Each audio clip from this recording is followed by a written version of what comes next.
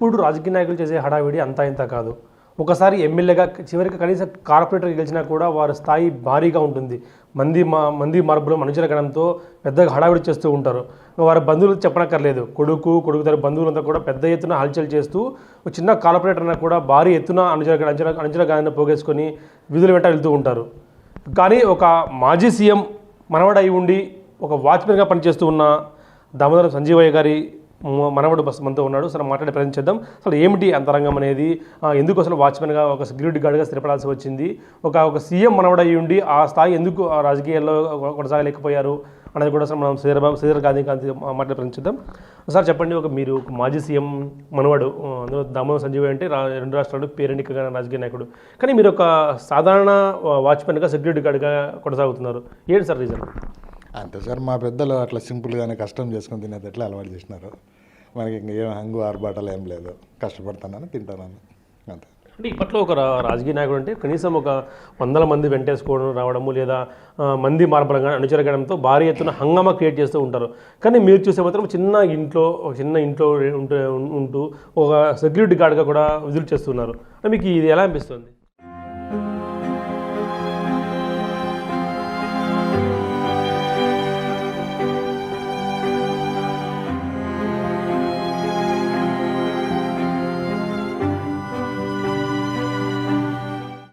తప్పదు సార్, కడుపు కోసం తప్పదు. కానీ మా పెద్దలు నిజాయితీగా బతకాలని, నిజాయితీగా చేసుకోవాలని మాకు ట్రైనింగ్ ఇచ్చినారు.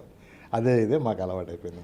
మీరు ఒక మాజీ సీఎం మనవడు అయ్యండి రాజకీయాల్లో కొనసాగకుండా ఎందుకు ఈ వేరే రంగాన్ని చూస్ చేసుకోవడం కానీ, ఆయన వారసత్వం ఎందుకు కొనసాగించలేకపోయారు? ఏమో ఇంట్రెస్ట్ లేదు సార్, రాజకీయాలు అంటే ఇంట్రెస్ట్ లేదు.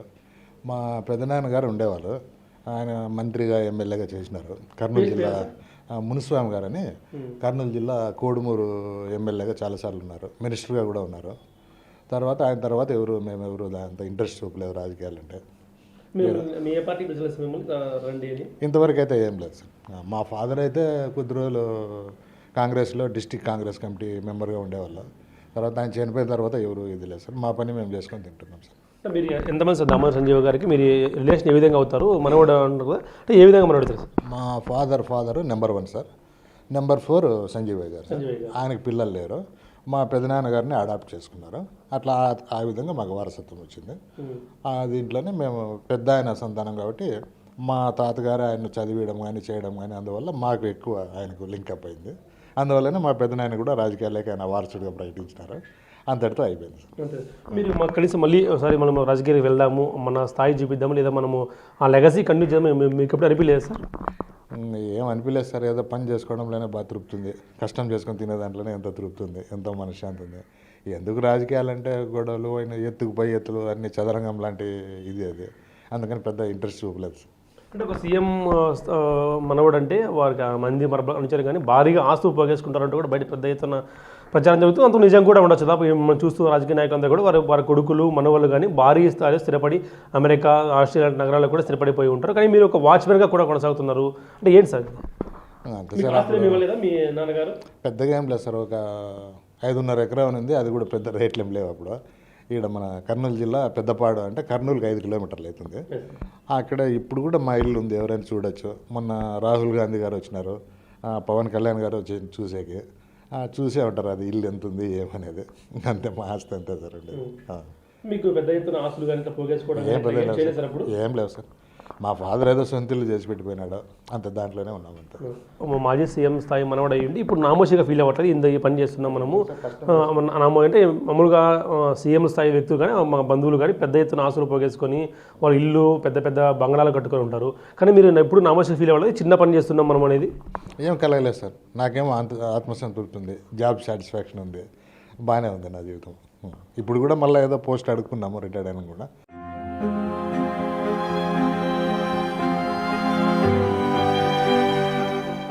వాళ్ళు చూస్తామన్నారు, ఇంకో 1-2 నెలలు వెయిట్ చేసి, లేదంటే నేను వేరే జాబ్ ఏదైనా చూసుకుంటాను ప్రైవేట్లో.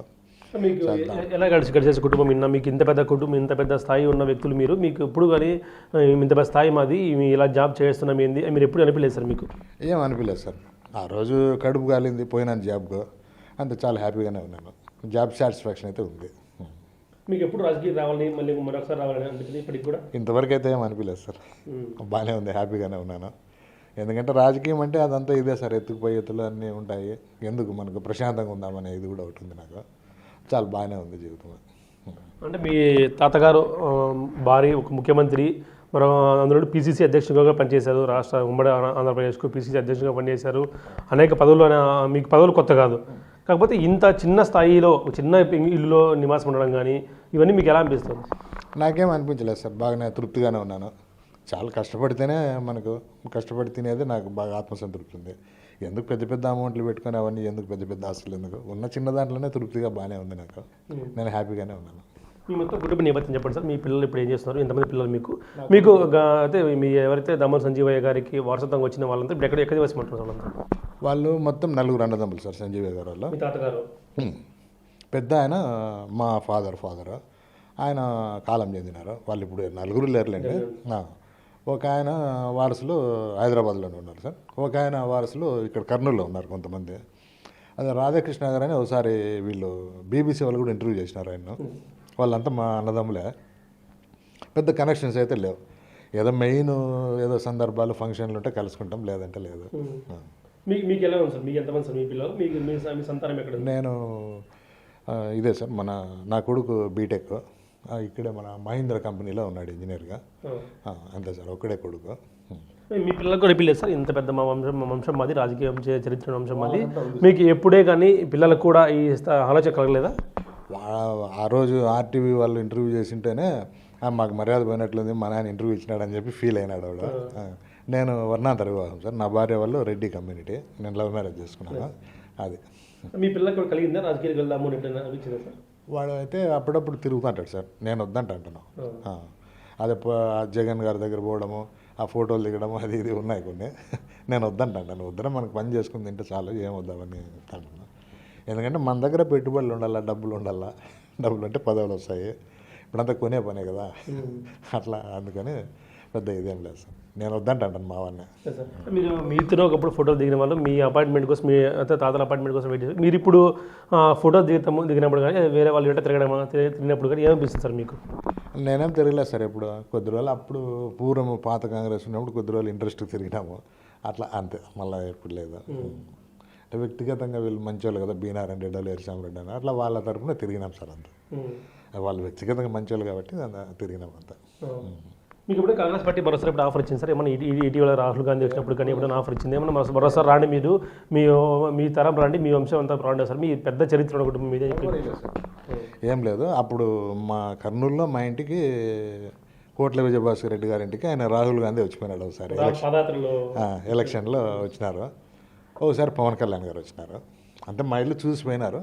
ఆయన కూడా ఏదో అది అంత ఎగ్జిబిషన్ లాగా పెడతాము, పార్కు లాగా పెడతాము ఏదో అని చెప్పేసి పోయినారు. అంతవరకే సార్. అప్పుడు ముందు ఎలక్షన్లు కాక ముందు ఎలక్షన్లు అప్పుడు జరిగింది ఇది. తర్వాత అయితే ఏం లేదు సార్, ఏం వాయిస్ ఏం లేదు. మీకు ఇప్పుడు చూస్తే ఒకవేళ మీకు మాజీ రాజకీయ కుటుంబంగా చూస్తే ఇప్పుడు పరిపాలన కానీ, ఇప్పుడు ప్రభుత్వాలు కానీ, ఇప్పుడు కాంగ్రెస్ తీరు కానీ ఎలా మారిందో అలాగే ఉందా సార్? మారినట్టే ఉంది సార్. మారింటేనే కొంచెం సీట్లు కూడా పెరిగినాయి కదా ఈ మధ్యన. అక్కడ నార్త్ బాగా పెరిగినాయి, సౌత్ తగ్గిపోయింది. ఇంకా రాలేదు, ఇంకా పుంజుకోవాలి సార్. మీకు ఇష్టం సార్ కాంగ్రెస్ పార్టీ? మీకు ఇష్టం ఉందా? ఫస్ట్ నుంచి ఉండేది అదే కదా సార్, తర్వాత అన్నీ పుట్టుకొచ్చినాయి. ఫస్ట్ నుంచి మా తాతగారు కూడా దాంట్లోనే కదా ఉన్నది, దాంట్లోనే పదవులు ఇచ్చినారు వాళ్ళు సగౌరవంగా. నెహ్రూ గారి పూజ గదిలోకి డైరెక్ట్గా పోయేవారు మా తాతగారు, వితౌట్ అపాయింట్మెంట్. అట్లా ఉన్నాయి కదా, మాకు కూడా వాళ్ళకి గౌరవాలు ఇచ్చినారు కదా. ఇప్పుడు రాజకీయాలు చూస్తే మీకు ఏమనిపిస్తుంది సార్? ఇటు టీడీపీ కానీ వైసీపీ కానీ ఇటీవల టీడీపీ గెలవడం కూడా చూస్తే మీకు ఏమనిపిస్తుంది సార్? అదే ఇంకా మీకు తెలియదు ఏంది సార్, అన్నీ మీకే ఎక్కువ తెలుసు మాకంటే. మీకు ఏమనిపిస్తుంది మాజీ రాజకీయ కుటుంబంగా పిలుస్తుంది మీరు? ఇప్పుడు ఈ మధ్య నాకు ఆ రాజకీయాల్లో జోక్యం చేసుకోవడం కూడా టైం లేదు సార్. డ్యూటీకి పోవడమా రావడమా ఇదే సరిపోయింది.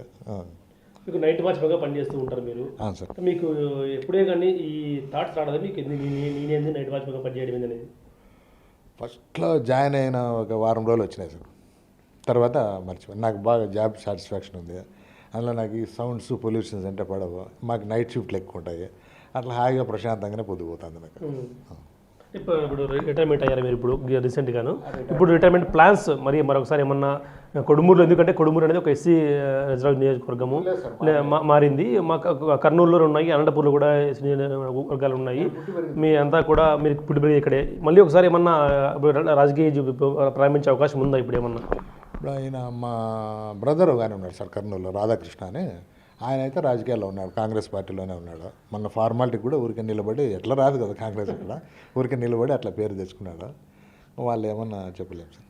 మీ వైపు నుంచి ఇప్పుడు మా పెదనాయన కూడా మాజీ మంత్రి అన్నీ ఉన్నాయి, వాళ్ళ పిల్లలు కూడా ఉన్నారు, హైదరాబాద్లో ఉన్నారు.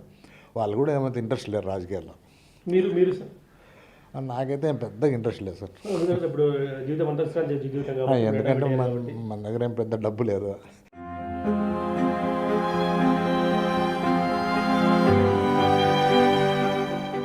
మెయిన్ రాజకీయాలు అంటే డబ్బులు ఖర్చు పెట్టాలి.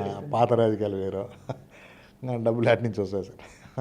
మీ తాతగారి ఫోటో మీరు ఇప్పటికీ పెట్టుకొని పూజిస్తూ ఉంటారు, మీరు మీ తాతగారు చూసినప్పుడు ఏమనిపిస్తుంటారు సార్? మాకేమో గర్వంగానే ఉంటుంది సార్, బతికితే అట్లే బతకాలి. ఆయన కూడా అదే చెప్పేవాళ్ళు, నిజాయితీగా ఒక పూట పస్తున్నా కూడా ఒక పూట తిన్నా కూడా నిజాయితీగానే బతకండి అని చెప్పినాడు. కాబట్టి మేము ఈ రోజుకి అదే పద్ధతిలోనే పోతున్నాము, హ్యాపీగానే ఉంది సార్. ఆయన కూడా అదే చెప్పారు. మీరు చూసారా సార్ మీ తాతగారితో? మీకు అనుమానం ఉండేది సార్ మీకు ఏమన్నా? ఆయన నన్ను చూసినారు కానీ నాకు అంత గుర్తులేదు సార్. పిసిసి అధ్యక్షుడి హోదాలో అప్పుడు ఇక్కడికి వచ్చినారు అనంతపురికి ఒకసారి. వచ్చి మమ్మల్ని చూసి మా ఫాదర్ని తిట్టి ఒక 2 ఫ్యాన్లు కూడా వేయించిపోయినారు అక్కడ. మా తాత వాళ్ళు వెళ్ళింది అవతల, ఇప్పుడు లేదు అమ్మేసినారు. అట్లా వచ్చిపోయినారు, 2-3 సార్లు వచ్చి నన్ను చూసిపోయినారు.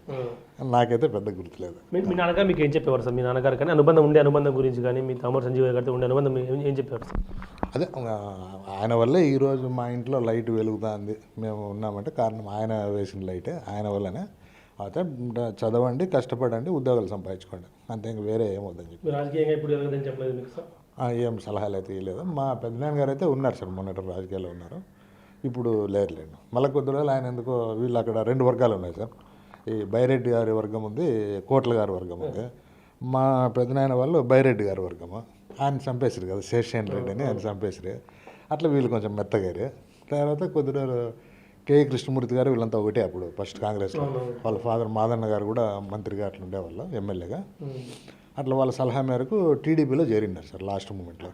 ఆ తర్వాత చనిపోయారు హెల్త్ బాగాలేక. ఆ తర్వాత ఇంకెవరు అనుకోలేదు సార్. ఒకవేళ మీరు ప్రజెంట్ రాజకీయాలు చూస్తే, చివరిగా చెప్పండి, ప్రజెంట్ రాజకీయాలు చూస్తే మీకు ఏమనిపిస్తుంది? రాష్ట్రంలో కానీ దేశంలో కాంగ్రెస్ పార్టీ మరోసారి పుంజుకునే అవకాశం ఉందంటారా? ఇక్కడైతే అనుమానం సార్, ఇక్కడ మన ఆంధ్రప్రదేశ్లో డౌటే.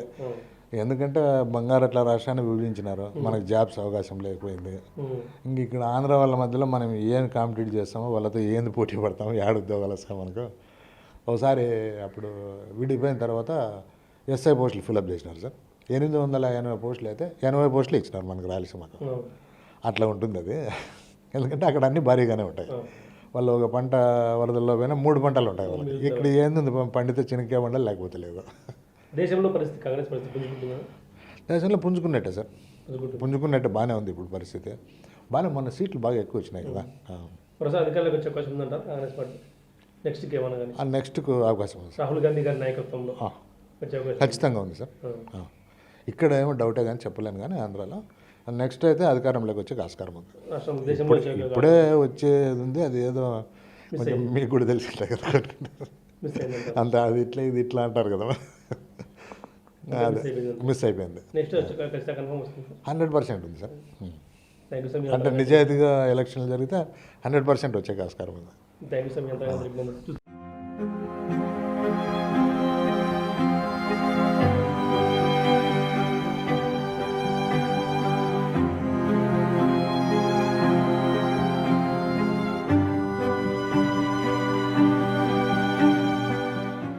మాజీ సీఎం వారసత్వం అయ్యుండి, ఒక మనవడు అయ్యుండి కూడా సింపుల్గా ఒక చిన్నపాటి వాచ్మెన్ ఉద్యోగం స్థిరపడిపోయి మాకు ఇదే చాలు, మాకు ఇదే హ్యాపీగా ఉందంటూ కూడా, మేము రాజకీయాలకు వచ్చే అవకాశం లేదు, మాకు ఇంకా ఇదే మాకు హ్యాపీగా ఉంటాం, మీ ఇదే జీవితాన్ని కొనసాగిస్తామంటూ కూడా చెప్తున్న పరిస్థితి నెలకొంది. ఇప్పుడు video Prasad big TV Anantapuram నుంచి. For more videos like this, subscribe Big TV channel.